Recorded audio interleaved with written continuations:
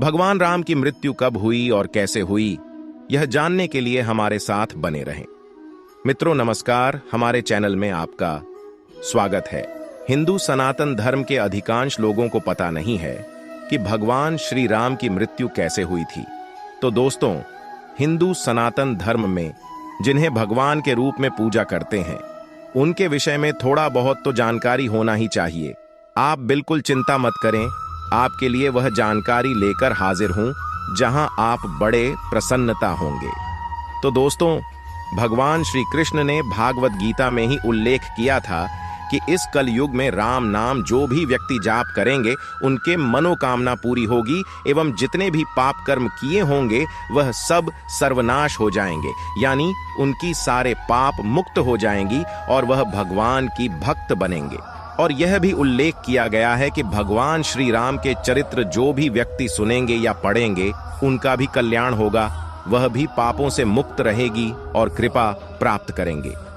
अगर ऐसा है तो भला कौन नहीं चाहेंगे कि भगवान श्री राम की विषय में जानकारी प्राप्त करने। महर्षि वाल्मीकि जी ने उल्लेख किया रामायण में कि भगवान श्री राम के चरणों जहां भी स्पर्श हुआ उसी जगह संपूर्ण रूप से परिवर्तन हो चुके थे।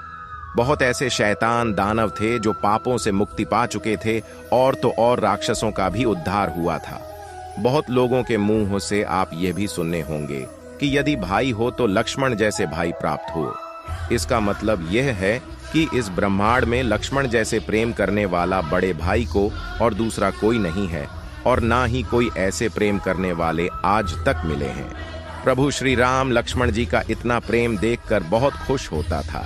भाई लक्ष्मण जी प्रमाणित किया कि पूरे ब्रह्मांड उनके प्रेम से प्रभु राम को कभी वंचित नहीं कर सकते हैं। उन्हें कभी अकेला नहीं छोड़ सदैव बड़े भाई के साथ रहकर सेवा करते रहे। भगवान श्री राम, लक्ष्मण, हनुमान, सुग्रीव, विभीषण, गुरुर और पूरे बानर दलों ने मिलकर रावण के वध करके जब राज्य लौट आई, उसके बाद सीता माता को अग्नि परीक्षा देनी पड़ी, जहां उनके सती सावित्री की परीक्षा ली थी। सीता मैया ने अग्नि परीक्षा देकर यह प्रमाणित किया कि उनके मन में प्रभु श्री राम ही बसे हैं, उनकी पवित्रता से कुछ भी संदेह नहीं रहे। लेकिन इधर राज्यवासी सीता मैया को रानी के रूप में स्वीकार नहीं किया। इसके लिए भगवान श्री राम फिर से सीता मैया को 14 साल के लिए वनवास भेज दिया था, जहां महर्षि वाल्मीकि मनी रहा करते थे।